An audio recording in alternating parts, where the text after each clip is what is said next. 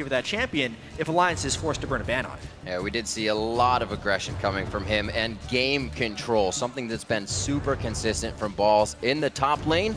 A lot of things people think will be able to put him over Wickd in this game, but we've heard recently from a lot of Alliance members that Wickd is somewhat stepping up in kind of a leader role for the team.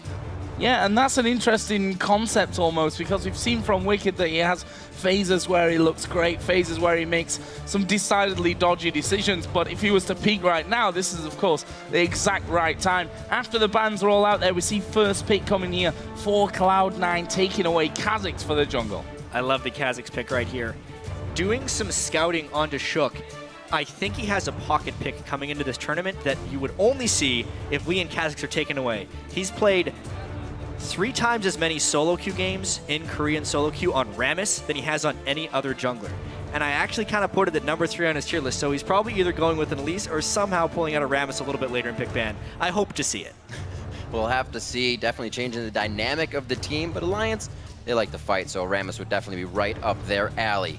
Looking to pick an AD carry here, possibly for Tabzz, as Alliance waiting, seeing that first pick Kha'Zix. They're definitely taking their time here. Yeah, KogMaw's a big champion if you look at both Sneaky and Tabzz here, most played on both sides of the board. So I think with Tristana gone there as well from Alliance's bans, I think this KogMaw is almost a sure lock-in. Elise coming out for Shook as well. I think the safe option if we're talking about Rammus. You're right, it's way safer to pick Elise, but honestly, we haven't seen much success from Elise really in the playoffs, and especially at Worlds. Low damage that will be made up with the incredibly high damage of KogMaw. And to speak to that KogMaw a little bit from Alliance, in the playoffs it was their highest of priority picks, but it's been so long since we saw the European playoffs, I was wondering how much Alliance has changed in their overall valuation of picks, but it definitely seems like KogMaw is still up on their tier list. Led through by Cloud9, well known for their just amazing pick ban phases. LemonNation really coming out big in that factor. High to control the game as the shot caller. And Lemon looks like he's taking his time here to say, what do we grab? Yeah, you can tell there's a lot of strategy and different scenarios coming up between Cloud9 and Alliance here, because normally in normal NALCS seasons, Cloud9 is snappy in the pick and ban phase. They're almost instantly locking things in. Now they're taking their time, but when they do lock in, they do it together to give Alliance less time to react. And we heard earlier on Crepo saying, I hope I see Sneaky getting his hands on Lucian. Also, we heard the fact that Wickd said, yeah, Balls plays a great Rumble, but so does Dyrus, and so do all these other top laners that I'm used to playing against. Balls will get that this time around. We'll see what Alliance go with. It's obviously a fair few top lane bans here when you look through the banning phase. It's all kind of coming together here. By the way, Balls is 14-0 in NALCS play on Rumble. Obviously, this isn't North American LCS play, but as far as the Rumbles we've seen so far at Worlds, it's absolutely come back into the meta, and Balls is as good a Rumble player as any, if not better than the rest of them. Seen quite a bit of this Kayle today. Will it be something that rounds out the composition for Alliance? Definitely would help to protect the KogMaw, that's for sure. I mean, I feel like that's, if Wicked's not willing to go Aurelia here, and or if there's said in that video, I feel confidence with Aurelia against Balls' Rumble if it happened. It's the logical pick normally for Aurelia. Balls is always confident in his ability to play against Aurelia. Otherwise, Cloud9 would have banned it. But they picked the Rumble in blind. So let's see then. Looking like Wickd will get his hands on Kayle. Played 2 games over the summer split and playoffs with that. Both victories for him as well. You may argue, though, that here at Worlds, the level of competition just I was going to say a little bit high, but let's be honest, the level is incredible here. So got to bring out his top game. And if what we've been hearing on the grapevine is true, Wickd seems to be in top form. He'll have to prove that, though. It seems like it. There's a slight chance that Kayle is being used as a flex pick to potentially block high Zed, because Froggen could play Kayle in the mid lane if they decide to go Zed, and then Wickd could still go with Aurelia. So they're trying to keep their hand a little bit sealed here for Cloud9's last few picks. Well, there's the Syndra coming in for high, possibly something in the mid lane, if not the Kayle to come out. It's been from the analyst desk to even a few of the games we've seen. These groups are about the mid lane so far, and then it kind of just falls off to the AD carries being able to get the benefit of all of that. And Cloud9's going with a very long-range composition here. if they're going to pick Janna, which, by the way, LemonNation has played 80 games on in Korean solo queue, also way back in latter seasons like Season 2 and Season 3, it was his main champion. It's probably his best support and has always been his best support, so it's a really good pick for Cloud9. Not just him picking it up off the bat, but now with the Syndra, it allows Hai to initiate without committing, because Janna's all about disengaging, so it's a very safe, there's a lot of synergy in this entire Cloud9 team comp. And a great time for your favorite champion to come back into favor and, you know, be so powerful as Janna is right now. Let's see them for Alliance, whether that Kayle will end up in the hands of Wickd. And what Froggen is going to then possibly play. Looks like he will be busting out Xerath. Now, if you look down Froggen's most played champions, there are a hell of a lot of them. In fact, his top played champion, funnily enough, is Xerath, but he's only played it 6 times over the course of summer and playoffs. And I remember one of those playoff games, we saw the damage dealt to champions afterwards, and it was Froggen with like 60% of his team's damage in one game. That's what you do against long-range compositions if the rest of Alliance had already not been built to engage. You just have to get into the range arms race. This is going to be an incredibly long-range game, lots of poke, all about pick potential, and these teams are not very commitful when they go in for fights. It'll be a really fascinating game, but potentially low in kills. Well, both of the teams now locked in. We can see what they've wanted to round out. Alliance building the team to get to this point at Worlds and try to fight their way to the win. Cloud9 looking to kind of clean up a little bit of a second place finish, they say, at playoffs with even their win to come in at Worlds. And that's the interesting thing, that people are so split on Cloud9 and Alliance here. Everyone's looking at Najin White Shield and saying, they're through the group, they're #1 at this point. The real battle seems to be between the North American and European teams. We all love NA versus EU, although I am outnumbered on the desk today, so I guess I'm going to have to be cheering for Alliance. But, Jack, who's got the edge, do you think, when we come out into this game? Right now, I don't think there's an edge to be had. We look at these teams, and Cloud9, they were the dominant team in North America. Alliance was the European team to show Cloud9-type dominance. These teams are similar in so many ways. So, as the teams then prepare to clash on the Rift, we'd like you guys to tell us who you think is going to win this game. Tweet at LOL Esports using the hashtag C9win or hashtag ALLwin, and we'll see which squad has the majority vote behind them as we head on to the Rift. And really anyone's game at this point, and that's the beauty, that these teams have practiced so hard after a long season coming into Worlds. Most of the time you see new little tricks and kind of new flares of teams that just wasn't there before. Well, here we are on to the Rift. It is going to be Cloud9 versus Alliance. We see both teams have gone through pick and ban phase quite slow, not just picking what they wanted, but adapting to everything that was coming down the line. You see Wickd on that Kayle now versus Balls on Rumble. See what consistency can come out of that lane. Doesn't look like we're going to get any lane swaps here, so the 2v2 is wanted by both teams from what it looks like. This is going to be a fantastic mid lane as well. Early points for Froggen there. Yep. If that's anything to go by. A little bit of a battle in that mid lane. And of course, Tabzz just going to be taunting Sneaky down this bottom lane. There. I feel like Tabzz, he's a player who can shine and has really shone for Alliance in the past. However, you have to feel that he also kind of lives in the shadow of Froggen somewhat when it comes to, really does. When people are looking at the star player for Alliance. And he'll be that sneak attack carry when everyone's focused on Froggen. It's going to be Tabzz who ends up doing the majority of damage in a lot of situations. And I wish we could almost cast this game in slow motion, because there's so much to talk about between these two teams, from their history to even just the straight-up interactions in these team compositions. Already quite a bit of aggression interactions happening right away here. And we can see that Cloud9 is not afraid to get into the face of Alliance and start things off.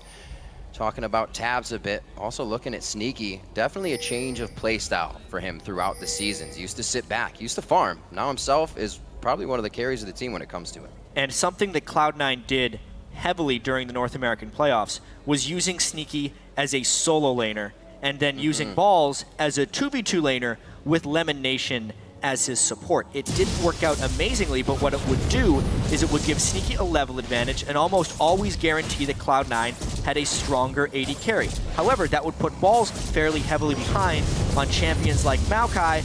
It often went to bite them on multiple occasions. This time, though, with Rumble, who has a much more powerful base damage spell at level 6, the lane swap makes a bit more sense here. While it's not a 1v1 lane because they're swapped on the other side, I still like the idea of this lane swap from Cloud9.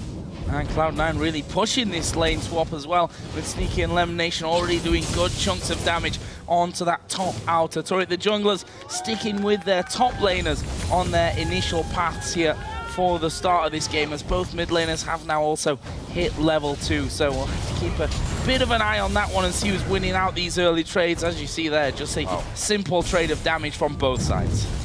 We've heard a lot of this talk, a lot of the community saying Froggen the real deal when he was practicing, when they were playing. He can show up. It's not just the community, it's every team that they've been scrimming against during their boot camps. Obviously, most teams decided to boot camp in Korea because there was nowhere else to go. If every team's going to go there, you have to end up going to Korea for your practice. And yeah, Froggen had spectacular results in scrims. Cloud9 as well has actually been practicing well. Everyone's talked about how much High has stepped up, even Cloud9 teammates. You could tell he was really a little bit extra motivated after his poor showing in the NA playoffs, spamming the Korean solo queue and making it to challengers so quickly.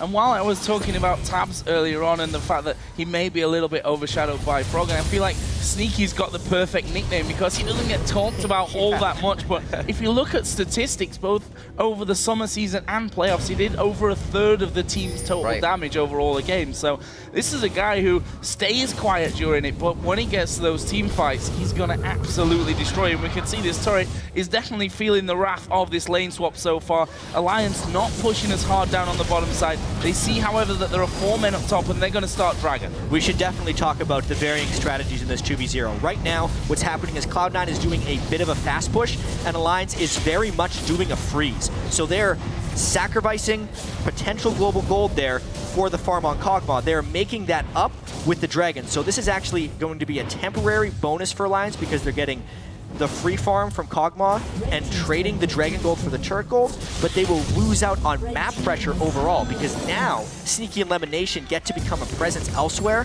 whereas Tabzz is still managing this freeze in the bottom lane. We saw how fast Lemon left the lane. He had gold that we only see a Sneaky get, so he's going to get down here to the bottom lane and try to get wards out immediately to make sure that's a safe lane for Sneaky to continue to farm. 35 to 30, even though they are not matched up. Looks like Tabzz is going to keep himself safe on this freeze. We'll see what happens when they match up here. So the first recall there for Sneaky. He's going to be coming back into lane with the pickaxe. So expect Tabzz to be headed off home in just a little while, just to make sure that he kind of keeps level when it comes to items and they don't get into any trouble in that lane. It is Tabzz that's got a nice CS lead there, though, at 43 to 31. Yeah, Cloud9 was not wanting to allow that freeze to last for long, and because of the pickaxe buy, they're trying to surpass Tabzz in item thresholds. Obviously, Tabzz wants to go towards the Trinity Force on KogMaw. He farmed just enough to get the Phage, which will give him a little bit of an edge. And honestly, Cloud9 and Alliance have pretty different playstyles. We look at Alliance during the regular season, they're typically very content to just play a longer laning phase because they know that they're going to have the teamfight ability and the reliability of Froggen during these teamfights. So this game is actually, as funny as it sounds, going by both teams' books. Alliance is playing the farm game, and Cloud9 is trying to accelerate it just a little bit. See Meteos still in his jungle. Just kind of backed off of the, if all of my lanes are winning, I'm going to be counter jungling. A lot more safer fights with the team from now on. We'll see what happens when these dragon fights come up. Himself, 24 to 17, so definitely benefiting from staying in the jungle by himself.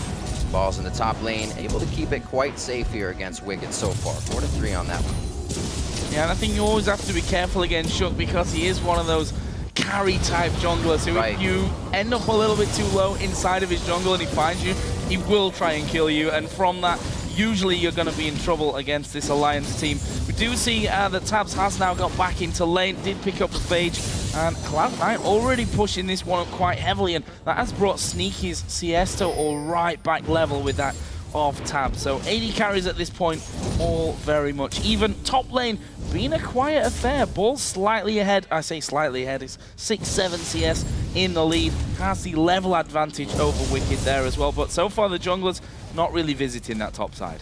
I wonder if we will get much pressure up here in the beginning. You can see a little pocket play here from Meteos on the mid lane, but he will be able to clear out nicely on this pink ward. Beautiful move by High to give him safety on this as well, without any pressure from Shook. They may know that they're free and clear to produce something after this. I feel like based on the team comps as well, it is on Cloud9 to be a bit of the playmaking force here. If they let KogMaw, Xerath, Kayle go late, I think it will slightly outscale what Cloud9 has put together. So it will be about this mid game that we are approaching now. The early game was kind of bypassed a little bit by the sheer nature of the lane swaps. But now, I think when the next Dragon respawns, we will start seeing some action. They don't actually decide to take that last small golem for the blue buff, so that's going to be a little bit rough for Froggen as he tries to come around for any of these dragon fights if he wants that. Shook now going to try to get his way with it, but it will be seen by Meteos this time. So not going to get much out of it. They could... Oh, nope. So he's going to grab it. Ball's a little slow on that come down as well. Level 6 is here coming from the top lane. It's actually level 5 from Wickd. I don't know how far he can really venture into this position. Pushed out, but they grab the blue. And they also grabbed a lot of Cloud9 attention. Yes, the flash was burned, but that little bit of lane pressure was temporarily lost there. I definitely feel like Cloud9 is just trying to tool up for this dragon fight in 2 minutes. You can see there's a 1 Doran's Ring advantage in the mid lane for High. You can see that flash could very well come in handy, especially if it comes down to a bit of a smite fight. So bottom lane, back to that one as we see level 6 has been landed here for Sneaky. Tabzz himself also has his ultimate, so put a bit more pressure down at a longer range with that ultimate now in full force. The support's yet to get there, and if they can hit level 6 before that dragon comes up, which you'd be expecting since they are, of course, level 5 at this point, that's going to come big into play when the dragon's there. And I do have to talk about LemonNation's item here. He's done a very early upgrade into a Frost Fang, which isn't necessarily what we've been seeing from Janna's in the World Championship. They either go for an early Boots of Mobility or they go for an early Sightstone. The fact that he's went for this Frost Fang is very aggressive in a sense. He gets a small amount of extra ability power, he gets a little bit more gold generation, and he's almost playing for a stronger mid game, but there will be a lapse in either vision control from Boots of Mobility wards or from Sightstone wards, because he's literally just working off of his trinket right now. We see Sneaky trying to keep strength in lane as well. He has mana potions to go along with this. That trade we saw from Tabzz was noticing Sneaky low on mana. They weren't able to get much out of it, so now backing, they'll be coming back now 89 to 85 CS. We'll see what else he puts in his inventory. Just 10 minutes on the clock, and both teams seem a little jittery, really, to make the first move here. And this is kind of what I expect as well for, you know, a first game of a World Championship, on top of the fact that it is EU versus NA, and the extra pressure that comes in with that one. So kind of expected that we would see a slightly more passive start to this Alliance versus Cloud9 matchup, but that should be changing here, I feel, soon. 10 seconds until the dragon comes up. We already see both High and Meteos there moving down to get some wards in around the dragon area. And even though they're playing testy in the early game, the team fights are going to be testy. There's very few melee champions in this game. Kha'Zix and Rumble and Elite, and Elise is even half ranged, right? Like they hardly even count as melee champions because they have so many long-ranged abilities. If Cloud9 can just walk down and get this one, that is a huge failure on Alliance's part. Alliance, all their wards are on the top side of the jungle. One just died. That's where their pink is focused. Really was not ready for this, and grabbed by Cloud9 nicely. I can see what is going through Alliance's mind, because that is, it's very much how they play. It just kind of caught me off guard. They're against a Rumble, Janna, level 6, pop those ults together, the healing from the Janna ult, the damage from the Equalizer. It's a fight Alliance feels like they could do without. Instead of giving up 3 kills in a dragon, they give up just the dragon, and they let themselves farm. It's an understandable move, but it does pull Cloud9 into a slight edge. Not much of one, though. 1,000, not even at this point, 11.5 minutes into that matchup. We're going to see Wickd actually going back. He's been sat on that Doran's Ring and the boots for a long, long time. Will actually come back with the Stinger there, so going to have a bit more pressure on that top side. The mid lane is both, of course, working up towards that Athene's Unholy Grail. Nothing really out of the ordinary there. And bottom lane, Sneaky got now that BF sword added on top of his pickaxe. The Sheen was the second item for Tabzz. Good pressure coming out from Cloud9 everywhere. We're looking at kind of 10-minute mark CS. Really only advantage of High in the mid lane. It's not going to affect the game just too much. This is such an even all game across the board. A lot of people expected that. So later in the North American LCS season, as High uses all of his mana to harass down Froggen, later in the LCS season, Cloud9 actually developed a very slow play style. They would almost never lose when they're ahead in gold at 20 minutes. Actually, the only game in the entire split, including playoffs, where they had a greater than 100 gold advantage at 20 minutes and lost was one of their best of 5 games against TSM in the playoffs. Outside of that, they would secure victories. So this slight edge is something Cloud9 is really comfortable playing with. Shook actually taking a good chunk of damage there, but nothing really to finish off. 12 minutes 40 into this one, still no first blood coming down. There's a 700 gold lead though for Cloud9 as Wickd here going to be forced actually to use an early intervention. Balls had put down that equalizer, and Wickd feeling maybe a little pressure, playing it very, very safe on that front, and why not? He's got the CS lead at this point. Yeah, I think Wickd won that trade easily.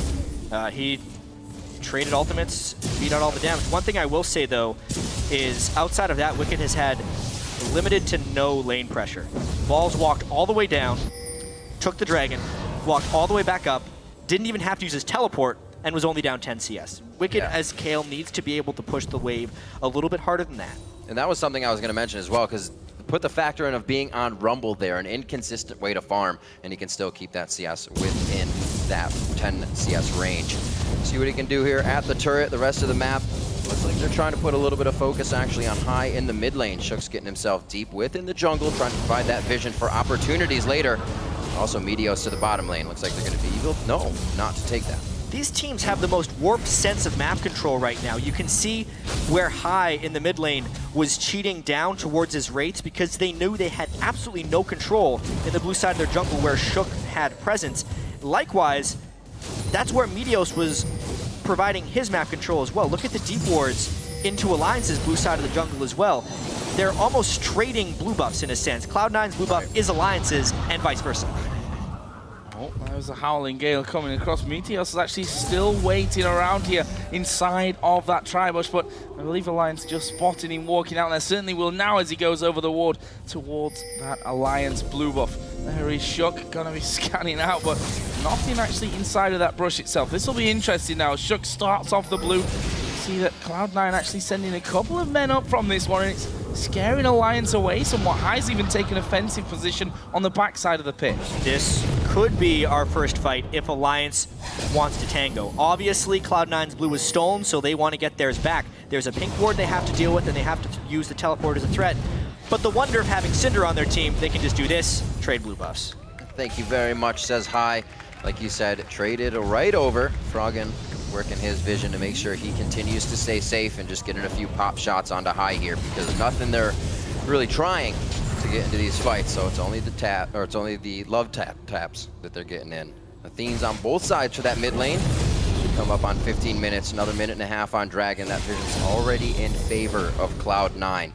As we've seen, their invades only be team invades so far. If there was one word I had to use to describe this game to this point, I would say calculated. More so than anything else, these teams are only willing to take sure things, and wherever they have the lapse of vision control, they are very willing to concede, which is much unlike the very first game of the day we saw between OMG and LMQ, where they were making gut decisions based on instinct and just educated guesses, basically, to go and make things happen. This game does not have educated guesses. It only has educated actions. If they have wards, they'll go. If they do not have wards, they give it up. And that's why we're 0-0, 16 minutes into the game. Yeah, it looks like we'll be seeing 200 CS on those mid laners before any kills start to come down. As Froggen once again just waiting off to the side there. We'll get a shot off onto High, but not doing masses of damage either at this point. 30 seconds though until the Dragon comes back up as Wickd once again finally getting some damage onto that tower and making sure that Balls takes a bit of damage as he tries to come in to defend that one. Wickd may very well on this push get that one. However, TP is available for Balls should he wish to just go straight back up to that lane. But 5 seconds to Dragon. Do you want to go to that top lane with a TP when it's only got a slither of health? Probably not. Yeah, it does look like he's walking up that way though. He will be willing to teleport down if the Dragon fight becomes a thing. But that would require Alliance to challenge, something they haven't been willing to do, especially without vision control, especially since they've been prioritizing Wicked's side of the map, right? The blue buff that Wickd is nearest have been where Cloud9 have been abandoning. So they kind of gave up that turret over the course of 5 minutes because Balls was playing blind, therefore not making any aggressive moves. Now they try to push a second turret. Trying to see if they can make anything happen. Froggen coming over with the team, calculating and directing what should be going down. Balls throwing down the ultimate to deter everyone off as they're going to have 3 in the mid. Cloud9 says, or 3 in the top. Cloud9 says, let's push mid. And this is 3 men there as well, including the AD carry, so it's going to be a lot of damage onto this turret. Look at LemonNation's position, really like that. He's just waiting off to the side to see who comes across from Alliance and doing what Janna does best. They're going to throw the tidal wave out, forces the flash. Actually, Shook gone very deep. Intervention going to be used. He'll come right back down where he started as the Kayle comes through. Ultimate used by High, and that's finally the first blood, almost 18 minutes into the game for Cloud9. One step too far there for Shook, flashing in for a chancy cocoon. Not the right call. Now Cloud9 finally takes the offensive. Keeping themselves strong in the mid lane. All 5 now pressuring down. They got a good siege wave as well. Low mana on Froggen, so he can't really stop the siege as much as he would like. But the rest of the team is able to bolster up and supplement for him having not having mana. Moved by Cloud9, kind of put Alliance on their heels, but this is far from over. Yeah, I think that team fight is actually going to be indicative of many future team fights we see in here. The team that commits puts themselves in excessive danger because there's not exactly like any of these teams or pylon teams. They're poke teams. They have very long range, and they're able to punish somebody from overcommitting very hard. And it's such a tell, right? When you see a gigantic wave flowing at you for 3.5 seconds, that they're gonna keep going. Meteos. Might have been the bad part. He is just out of vision. Gonna catch one over the wall. Pretty sure they don't know he's there, though. He's just gonna hop over the other side? No? Well, even so, they can push down that turret while Meteos is gone. They gotta try and make a quick run down here to defend their buildings. Well, that turret should be taken Meteos down didn't quickly. go back. Yeah, actually, LemonNation is going to move in. Look at this. Froggen will spot High. He's going to get the stun. Gets the slow on to him. Has he got the damage to finish up? Stun comes back from High, and that should change this one around as Meteos having to jump away as well. Meanwhile, High is backed away onto the red buff. There's ultimate coming out, and the Froggen land 2 out of the 3, and that will be a kill back for the mid lane. There's no way that High expected to have a ward right there from Alliance. Great vision control there, leading to Alliance's first kill of game, but they are still down 2,500 gold. They'll get a turn out of this and close the gap. So Froggen with the Eagle Eye helping to equalize kills. At 20 minutes in, they start dropping turrets. At this time, they can continue to move off of those. It's not to back here. Sneaky trying to do what he can to guard this one off. And we'll see how much LemonNation's roam and wards can really keep them from getting pushed in too much. So let's have a look then at the overall picture. We've hit that 20-minute mark, only 2 kills on the board, 1 apiece for the mid laners. If we look at the mid laners, the point staff has now been picked up by High. It was a needlessly large rod that Froggen picked up on his last recall after securing that kill. And that leaves us with a 2,000 gold difference in favor of Cloud9, up 1 turret. And of course had the last 2 dragons that Alliance have just given away, not feeling safe to challenge. And which, by the way, that 2,000 gold lead would be the largest lead that Cloud9 ever lost in 20 minutes in a game during the entire North American season. And it just happened that one time. However, what is Shook building? Obviously, he's going for Frozen Heart. Maybe, because he just decided to build a health crystal. There against Rumble Syndra. Yeah. Where is his Aegis? Where is his Locket of the Iron Solari? That's where his gold should be going. I know Sneaky is going to become a strong force, but they're against a double AP composition. That item build just seems really scattered. I'm sure Crumbs is dying a little inside from seeing that. He has been promoting it all week, every group stage so far on the analyst desk. And you're right, chat. It definitely is an odd build for now. See if it pays off later. Could be a tough one on the double AP. Right now we see already that Leandri's finished up, as well as the Void Staff coming in for High. So he is going to be putting out some big damage on that single target. Right now, Cloud9 again gathering in the mid lane. Look, they do actually have to teleport up right now, so if they need to make a move on this next turret, they can do so. Just sent balls to clear out on that top side, so we'll be trying to push back Wickd, who's got that Nash's Tooth in there as High going to step forward. Not quite locking up Froggen as he would have wished. And probably for the best, really. There were another 3 Alliance members waiting for that one. They're currently doing that red buff. Even Wickd has now walked across to join the rest of the team, and still a little bit off here in terms of Dragon, which honestly you have to feel that Cloud9 have pretty much got that one sewed up at this stage after taking those last 2 without any challenge whatsoever from Alliance. And That was always the strong point, I feel, of Alliance, that they don't fight when it's not worth it. But that said, at some point, you've got to fight, because you can't just afford to give 4, 5, 6 dragons away. Except Alliance always seems to find the right moment. They'll wait and wait and wait and wait longer than most teams would be willing, and then they will turn it around at the proper moment. As funny as this game is, it seems like both teams are still in their comfort zone. No one's been pushed outside of it thus far. Alliance still has the Kayle, KogMaw, Xerath, and they're still happy with their ability to push back, whereas Cloud9 played pretty slow during the second half of the split and are comfortable playing with this small lead. We still haven't seen the deciding moments of this game yet. But do we see that wait, the patience of Cloud9 pay off for Alliance? The Tabzz is only going to get bigger. It's only going to be a stronger Froggen on the other side. Will they have to be forced to make moves? Wicked's going to be putting up pretty big numbers on Kayle. I'm actually not sure if they are forced as of yet. I think if they get pushed back to their inhibitor turrets, or lose an inhibitor, or if Cloud9 starts pressuring Baron excessively well, then Alliance would be forced into a move. But as of now, Alliance is very content conceding dragons and trying to take turrets based on the lack of map pressure, which they're doing right now. Trade then on the dragon. Third one of the game goes over to Cloud9. Also with the third turret is Wickd here, going to get stunned up.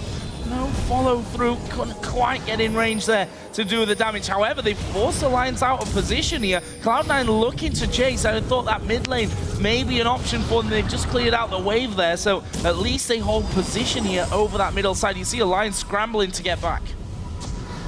Yeah, it's two teams with very similar goals. They both have strong disengage and strong long-range damage abilities. Cloud9 is the one, or the team, with the stronger mid-game, which is why they're able to push Alliance around, but they don't necessarily have the tools to dive on really, really well unless they have a gargantuan lead, which they're trying to put together, to be fair. Striking down the heart here of Alliance's mid lane. Wickd taking quite a bit of damage. Again, the tidal wave letting them know the disengage is there. Shots out of Tabzz, draws out the intervention. Doesn't look like there's going to be too much on this. Such cautious team fights coming from both these teams. Cloud9 has to be careful. Very low on mana as they just kind of hang out now. Trying really to bust through there, but wave clear coming out. There's the stun from I. Equalizer goes down as well, but it's just going to be forcing them away. Ball flashes in, not able to get the final hits to get killed. Oh, Paul's almost going down there to Froggen's ultimate, but I think that was the aim from Cloud9. Force them back off the turret and just take that inner tower. Wards coming out for Cloud9 now. Pinks all over, or rather Alliance. They do not want any more funny stuff in their jungle. We'll see where they put down the 4, almost 5 they have now if Tabzz didn't have a full inventory. They're really trying to stop this pressure Cloud9's putting on. Yeah, the pink wards are a necessity so they know where Cloud9 will be going next, so they can try and beat them to the wave clear. They fell behind a little bit on wave clear there, took a little bit too much harass, and then were pushed back and couldn't end up defending their turret. Since neither of these teams have strong initiation, and both of them have many vehicles to run away with, you know, Janna obviously giving the whole team speed, Nami being able to speed people up, everyone being long range, the one thing in this game that can't run away is turrets. So therefore, we've seen 2 player kills and 7 turret kills. It's not too surprising considering the team compositions and how calculated these teams like to play. All about that strategy, talking about it. They're playing so safe, they just keep away from each other and take what they can. Right now, it's put up a 3,000 gold lead and a little bit on the side for Cloud9. Only been utilized to drop those objectives. All the dragons are in their favor, and it's something teams, you know, you kind of take a look at. How many dragons can you actually just let go in a game and still come back? It's an interesting statistic. And I don't think they actually meant for Shook to be getting that blue buff there. I think that was thoroughly meant for Froggen, but whatever. I'm sure he'll survive that one. Actually got himself a blue elixir here as well. Shook is still all over the place with his items. He's going for a Spirit of the Ancient Golem at this point, which means he missed out on a huge amount of early game gold generation. He's still miles away from either finishing his Frozen Heart or even starting the items for an Aegis. And right now, I don't think he's much used to Alliance. He is able to put down wards with the Sight Stone, and that's about it, because he can't even take much damage with that thing. And steal blue buffs, apparently. Yeah, successfully a few moments ago, and you know, a decent gold lead still remains here for Cloud9, but we've got to that kind of more troubling stage of the game where the inner turrets are the ones that have to go down. Froggen also getting more powerful with that death cap in there will make sure that he can decimate the waves before they get even really close to those turrets. We also have Wickd, who's added that Rabadon's death cap on top of his Nash's Tooth, so a lot of damage, and we've seen time and time again what a later game Kayle is going to do. And Wicked's done a very good job farming these side lanes while Alliance is holding up the defensive. This has been 27 minutes of pretty successful turtling for Alliance. They've been giving up the dragons, but they've taken enough turrets on the backside that they're holding well. Obviously, that's a substantial amount of poke, though. Very nice calling coming out of Sneaky. Still has the power, that Infinity Edge, along with the Ghost Blade finish for him. See Cloud9 playing a little bit more aggressive here. Definitely hear that their scrims don't go so well. A lot of their practices end in failure, so this could be another reason they're taking this one slow to the stage. This is so dangerous. At the moment, Alliance is thinking that they have enough long-range check that they don't actually have to check Baron. They didn't have the ward control on Baron, but Cloud9 thought that either the Xerath or the KogMaw monstrous ranged abilities would be able to catch them on the Baron, and they weren't willing to take that risk. However, it's not like vision control has been won back by Alliance, and they may just try repeating this until they effectively call Alliance's bluff and just do Baron. Looking to get Wickd involved on that bottom lane. He's recalling inside of a brush with a ward inside of it, so Cloud9 know exactly what Wicked's plan here is. They dodge away from that KogMaw ulti, and we'll have to be careful as Meteos and LemonNation try to hold them away from the Baron area. There's the jump in though, going on to Tabzz, who gets blown down to half. There is a tidal wave coming through, should be enough to keep them away. The Cully coming through the back though from Sneaky, and Alliance able to back off, but Cloud9 lost no health there. I don't know if Cloud9 actually cares about killing them right now. They're just trying to dissuade them from checking Baron and be able to punish them if they get close. I would not be surprised if now is the time they do Baron. A bit of the mind games drawing Alliance into a dangerous position to make Cloud9 in the safer spot. Looks like they're going to be able to grab Baron nicely here. Lemon, the bubble close. Froggen on the outside. Intervention goes down on him. He does get a good flash over the wall. Meteos' jump is not going to slow anything. They do take down Froggen, but the rest of the team knows that they need to get back and they need to guard. How to crack the Alliance turtle. Chapter 1 by Cloud9. It's taken them 29 minutes, obviously, to make it to this point. They are really using LemonNation's heal, more so than I've seen from other teams here. They're not needing it for the disengage. They're using it to guarantee their objectives. It is a massive Monsoon heal here at rank 2. And now they're looking for the inhibitor turret as they face up on that one. That minion wave is there, and without Froggen, they lose the massive wave clear that they had in their team. This is going to be the Nyph going down. Nyph almost being finished off there by Balls, and that's the first inhibitor of the game going over to Cloud9. And Riv, you asked earlier when Alliance was going to have to make a move. It's now, because they have lost enough small things. Obviously, it's only 2 kills. It's only a 6,000 gold lead, but it's going to balloon to about 8 here with the Baron buff, with the large waves Cloud9 is going to be able to pick up, and with the items they're going to be able to acquire. At this point, Alliance really has to make a move. And it's only going to be harder. We were talking about before. Well, let's check this replay one more time. Yeah, it was just a nice catch right there. Froggen obviously had to go in, but their jungler had went back to base. So obviously, they did not fear the Smite War, and because of the Monsoon heal, which was about 600 points of healing just from Janna alone, they were not afraid of the incidental harassment they took inside the Baron pit. And we saw Shook, I was just going to talk about him coming in late. He's dug himself so far into this build, he almost can't bring Alliance what they need to start making those moves. He's got a lot of everything, but not really much of anything, you know? That's a good way to put it. Just really off the mark, to be honest, when it comes to that. And we'll see maybe later on, and if we get a chance to talk to you, what exactly the idea was with this one. And, you know, they've got decent protection in the form of Wickd, but to be honest, they can just wait this one out, and they're still able to get the targets after it. So Cloud9, 8,000 gold up.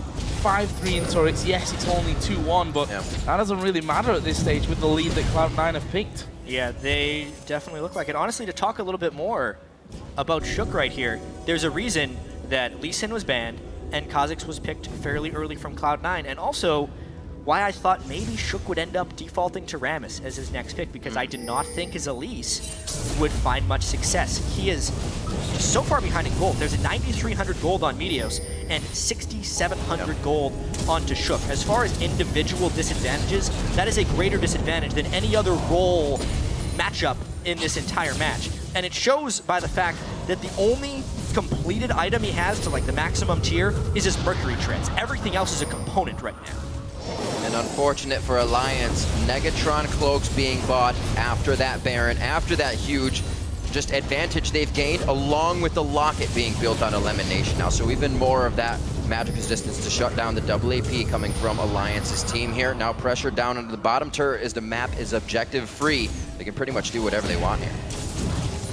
Got to be careful as well, Alliance. Yes, they can need to step up to get rid of those waves, but if High lands a stun onto any of those juicy targets, they're just going to push straight through. They managed to force Alliance here off of that inner tower, and there's not really much left on the map here for Alliance. Of course, that middle inhibitor went down a little bit earlier on, and Cloud9 not stopping. They're going to get good damage once again onto the second inhibitor. At this point, Alliance needs to kind of hope Cloud9 gets a little too aggressive with the dive, because Alliance didn't build initiation into their team. They're all about wave clear and fortressing basically inside their base, but with one down inhibitor, the front door is open, and it's kind of hard to barricade it back up. Lots of Meteos. Almost a great cocoon coming out into Meteos there. Froggen pretty low on mana still at the back of the fight. The tidal wave is just to disengage. Nobody really moving forward except for Wickd and Shook.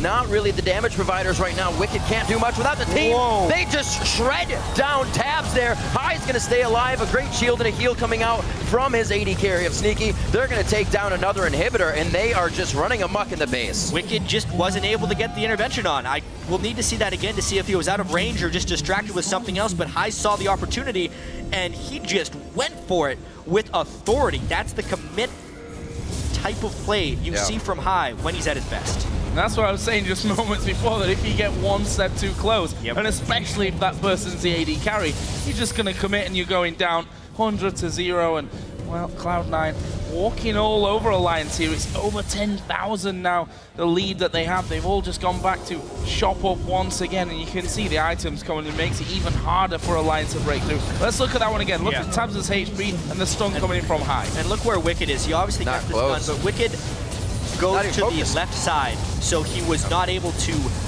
basically follow the Syndra. That's what they need from the Kayle, is to at least stay somewhat near his teammates that are going to get Syndra ulted, because Cloud9 as a team actually does not have that much AoE outside of the Equalizer, which is a fairly thin AoE. So Wickd just has to do better in staying close to his allies so he can stop the Syndra ultimate from being fatal. Trying to keep that focus and trying to keep putting items in their inventory, but pink wards are consistently needing to be bought by Alliance and really shunting their items. Obviously, it is easier to buy items when you have more gold. But with that being said, Cloud9 has outbuilt Alliance like crazy. Let's just see this fight. Froggen taking quite a bit of damage. Intervention's in range this time. The tidal wave, a good disengage. It looks like C9 may just want to grab the inhibitor as they mentally and physically force Alliance off of this one. Now it gets a bit more physical. And it looks like the Equalizer goes down, but they're not going to really pursue. Yeah, with 2 inhibitors down, I think it's just a matter of cycling the minion waves properly. But just look at the inventories. There is a Locket of the Iron Solari on Cloud9 side, because Alliance has a double, maybe even a triple AP composition if you factor in Elise and the magic damage that KogMaw does, whereas there's still not a completed item onto Shook. He's not finding a way to get gold because it's all going to the wave clear champions in Xerath. There's no magic resist being built up on anyone else. Wickd just now being able to get a Negatron cloak. They just were not prioritizing their defenses properly, and it's something that contributes to Cloud9 pushing them around the map. Once again, this trap going to be set up here. Ball's going to step forward from it. There's only 3 of them there. Shook already going to take a big blast as a teleport from Wickd is going to bring him into the middle of the fight, but we can see that Cloud9 have already backed away from this one. They can slow across the entire jungle range. Now High stepping forward. Can he land the stun? Actually goes almost in between them. In the meantime, they've got super minions in the base. Yeah, the super minions would end the game as long as they keep Alliance occupied. High gets bubbled in. Will they be able to get a good fight out of this? Zanya's thrown down in from Balls, and it looks like they're actually pushing Alliance away from their base, the place they need to be going. Froggen, only one left right now as the Cathian Surprise won't be taking anybody down, and it's the teleport already in from Balls onto the Nexus turrets. That's going to be it. Those super minions and Balls will end it. It's just going to be a few minutes from now. 3 seconds. Rest of the team going to come in to join them here, but Balls all on his own, going to get rid of their minion wave so that the super minions can help him out in the task of finishing off that Nexus. And it's a simple finish with a 20-second spawn time here on Shook. And whilst not a high-scoring game, Cloud9 really controlling this one out to pick up their first win of Worlds. They just played better. Straight up, they were smarter. The champion select was well executed. It wasn't the flashiest of wins, but boy, was it a secure win. Cloud9 knew when they would be stronger in this game. They forced around objectives then, and they did what they do best, take a small lead into a victory.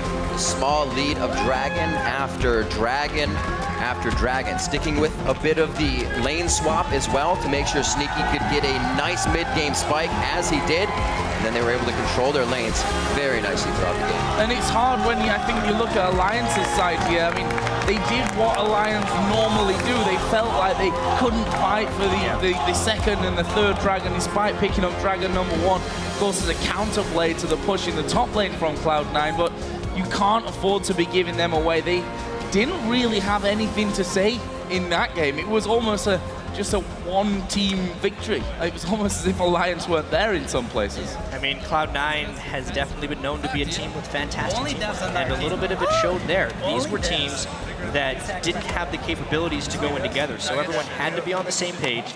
At the end of the day, High had much more catch and kill potential than anyone else on Alliance. So when they were dancing around all those objectives, moving between turrets, trying to pivot and change their strategy, it was the Syndra stuns from High that were able to save the day and win the game. Quite insane, the styles of play we've seen here. If this were to fall into the group of death, would they be able to stand up to waiting and waiting? Because those guys are just butting heads immediately in game. And that's the interesting thing, right? Because we do have such a broad range of styles this year that you never quite know which style is going to be more effective against the other and how teams are really going to change what they have as a style to match up against these other teams. What we do know is that this is a very, I think, quiet win for Cloud9. It's only the first game, of course. They're going to have to play Alliance once again later, plus everyone else in their group twice. So, you know, it's a good, confident, early win and morale boost, I think, for Cloud9. I'm a little bit scared for Alliance, though, and what this does to their whole morale. Yeah, absolutely. They know there's plenty of competition in this group. Obviously, they need to be able to take down either Cloud9 or Naj and Shield. It's just one game, though. They actually didn't lose by much because that's the way Alliance plays, and if that didn't teeter past the ability for them to turtle, they would have swung it right back. Still, though, it looks kind of bad when they only get 2 kills. Well, Cloud9 opening Worlds 2014 with a victory. And for more